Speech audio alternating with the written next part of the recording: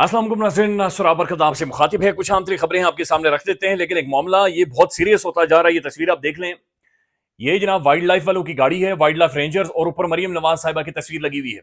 यानी जानवरों को पकड़ने वाली गाड़ी है वाइल्ड लाइफ रेंजर्स वालों की, लेकिन ऊपर जो तस्वीर लगी हुई है वो सीएम पंजाब मरियम नवाज साहिबा की। तो जानवरों को पकड़ने वाली गाड़ी जहां पर नक्शे बने हुए हैं, वहां पर मरियम साहिबा की तस्वीर ऊपर लगी हुई है। अच्छा, एक और इसी से जुड़ी हुई आपको मैं एक और खबर सुनाता हूं, फिर ये समझते हैं कि आखिर ये मसला क्या है। फिर कासिम सुलेमान और उनके हवाले से भी काफी सारी टेलीविजन के ऊपर ये खबर सुन लें। गवर्नमेंट अस्पताल शामली मरी कार्डियक वार्ड का नाम नवाज शरीफ साहब से मंसूब करने की तजवीज दे दी गई है। मेडिकल सुपरिटेंडेंट ने हेल्थ डिपार्टमेंट को खत लिख दिया कि जनाब इस अस्पताल की जो कार्डियक वार्ड है, उस वार्ड को नवाज शरीफ, यानी आप जाएंगे तो आप कार्डियक वार्ड में नहीं जाएंगे, आप कहेंगे नवाज शरीफ वार्ड में अमर लेकर जाएं, या मियां नवाज शरीफ कार्डियक वार्ड, या फिर अब दिमाग चक्कर आने वाली मरियम साहबा की वार्ड में लेकर जाएं। तो ये एक अजीबो गरीब सा मामला है। पंजाब में जो भी प्रोजेक्ट शुरू हो रहे हैं पुराने हैं। इवन कायदे आजम के फट्टे उतार कर कायदे आजम मोहम्मद अली जिन्ना हमने अपने मुतालिया पाकिस्तान में रट्टे मारे 14 निकात और वो सारी कहानी, आज कायदे आजम मोहम्मद अली जिन्ना साहब के फट्टे उतार कर वहां पर भी मरियम साहबा, मियां नवाज शरीफ साहब, उनके नाम लिखे जा रहे हैं। अच्छा, ये एक सीरियस एक हैपनिंग है।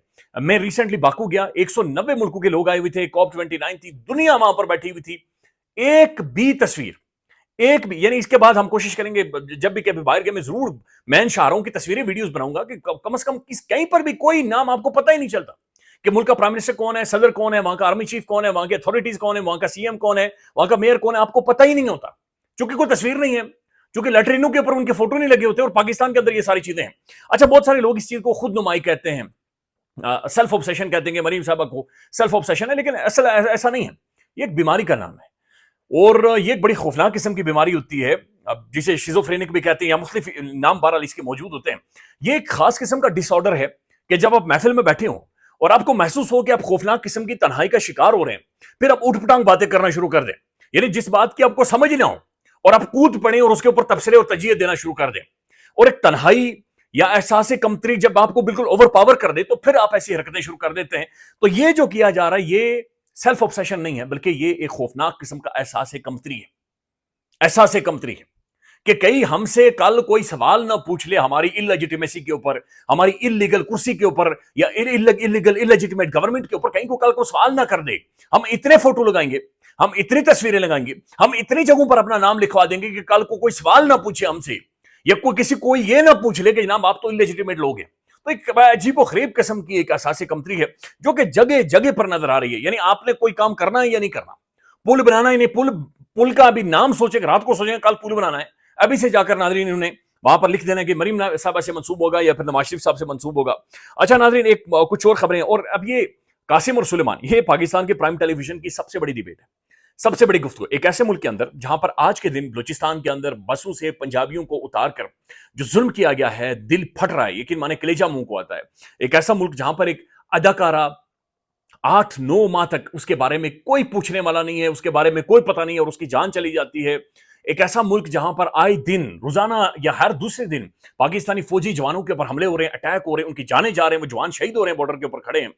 इस मुल्क का, यानी वर्ल्ड बैंक की रिपोर्ट के मुताबिक पाकिस्तान में 11 करोड़ लोग, 44% लोग 2 टाइम की रोटी नहीं खा सकते, 2 टाइम का खाना नहीं। और वो मुल्क जिसमें गुज़श्ता 3 माह में 3.5-4 लाख नौजवान मुल्क छोड़ चुका हो।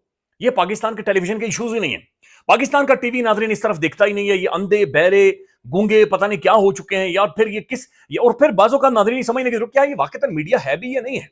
ये एक प्रेशर ग्रुप के तौर पर काम करता है, चूंकि जो भी आपके आजाद साफी होते हैं, जर्नलिस्ट होते हैं, या तो उन्हें मखसूस औकात में या टाइम में नौकरी से फारिग कर दिया जाता है, या फिर इनकी जो अथॉरिटीज ऊपर बैठी होती हैं, जो एक बड़ी फेयर एडिटोरियल पॉलिसी लेकर चल रही होती हैं, उन्हें कंट्रोल किया जाता है, उन्हें इदारों से निकलवाया जाता है। तो ये प्रेशर ग्रुप्स हैं, या किसी की बी या सी टीम के तौर पर ये मीडिया आकर खेलता है। तो मीडिया की जो इस वक्त तरजीहात हैं वो सिर्फ ये हैं कि हुकूमत को मौका प्रोवाइड करना कि वो इमरान खान की बेटियों के हवाले से धमकियां दें, और हुकूमत वाकईतन संजीदगी से धमकियां भी लगा रही है। अच्छा, मैं आपको वैसे अपने तजुर्बे से एक बात बताऊं, अगर ये जो कह रहे हैं कि कासिम सुलेमान को हम पाकिस्तान में लैंड नहीं करने देंगे, वो आएंगे और हम उन्हें गिरफ्तार कर लेंगे, कसम खुदा की कासिम सुलेमान अगर वाकईतन पाकिस्तान के अंदर आ गए, ये उनकी हवा को टच नहीं कर सकते, ये उनके करीब से नहीं गुजर सकते, ये चूं नहीं करेंगे उनके सामने, चूं, बल्कि उनकी सिक्योरिटी का ख्याल रखेंगे। ये असल में जुल्म पता किसके ऊपर कर सकते हैं? मेरे और आपके ऊपर। इन्हें पता हम कीड़े मकोड़े, हम बुजदिल, हम थगड़, हम फारिग हैं, और इन्होंने हमें उसी नर्सरी के अंदर से हमें नर्चर किया हुआ है, हमें उसी तरह से वो जो पोल्ट्री फार्म का मुर्गा होता है ना, हमें वो बनाया हुआ है। انہیں پتہ ہے انہوں نے ہمیں کون سی فیڈ دی ہوئی ہے, انہوں نے ہمیں پڑھایا کیا ہے, انہوں نے ہمیں سلیبس کیا دیا ہوا, ہمارے دلوں میں ڈر خوف کتنا زیادہ ہے. انہیں پتہ ہے کہ ہمیں پتہ ہے کہ ان عدالتوں نے ہمیں انصاف نہیں دینا, ہمیں ریلیف نہیں دیا, نہیں ہمیں ماریں گے, یہ ہمیں کٹ سکتے ہیں, ہمارے اوپر مقدمات, ہمیں گھسیٹ سکتے ہیں, یہ جو کچھ کہہ رہے ہیں ہمارے ساتھ کر سکتے ہیں, ان کے ساتھ نہیں کر سکتے.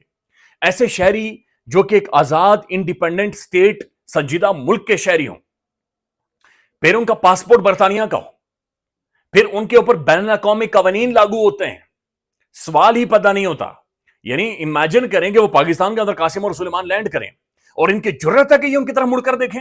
برطانوی سفارت خانہ ان کی زمین اتنی تتی کر دے کہ انہیں بیٹھتے ہوئے اچھلیں اوپر کی طرف, سوال ہی پیدا نہیں ہوتا. امریکن سفارت خانہ بینڈ بجا دیں ان کی, یہاں پر جو ایمبیسڈرز موجود ہیں یقین مانے چیخیں نکلوا دیں ان کی. بین الاقوامی جو ڈونرز ہیں جو جن سے یہ پیسے دھمڑیاں مانگ کر لیتے ہیں اور وہ مانگا تانگا ہمیں کھلاتے ہیں, وہ ان کی وینٹیلیٹر اتار دیں, وینٹیلیٹر کی تاریں کھینچ دیں.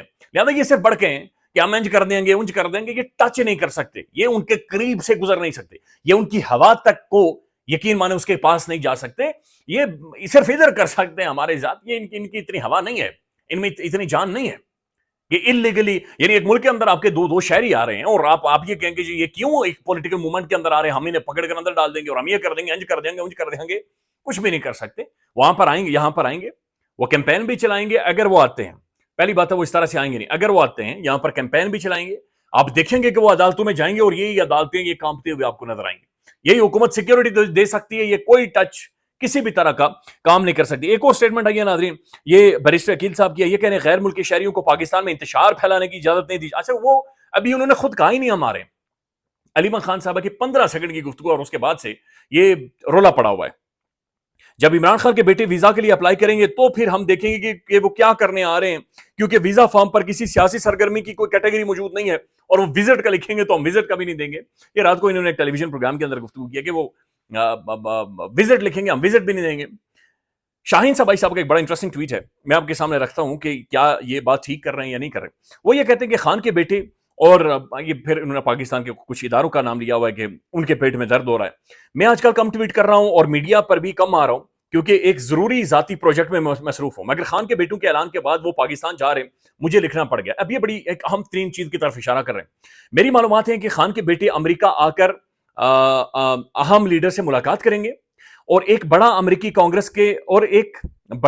کانگریس کے ممبرز اور سینیٹرز کا وفد بنایا جائے گا جو کہ دنیا کے مشہور ترین صحافیوں کو لے کر ان کے ساتھ پاکستان جائے گا, جن کو پاکستان کے پھر اگین اداروں کا نام لیا گیا ہے, نہ تو آنے سے روک سکیں گے اور نہ ہی کسی سے ملنے سے. یہ سب لوگ امریکی سفارت خانے میں رہیں گے اور ہر وقت قاسم اور سلیمان کے ساتھ ہوں گے.